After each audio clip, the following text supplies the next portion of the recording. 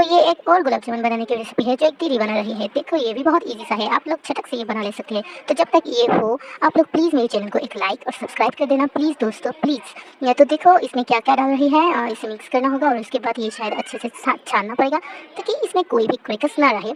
तो देखो दोस्तों, आप लोग प्लीज़ मेरे चैनल को मैं रिक्वेस्ट करती हूँ प्लीज़ सब्सक्राइब कर देना और लाइक कर देना। तो हाँ, फिर ये अच्छे से ब्राउन कलर करके फ्राई करना पड़ेगा और उसको चीनी की शीरा में डालना पड़ेगा और ये सूप हो जाए तो गुलाब जामुन हो गया। देखो कितनी यम्मी सा है।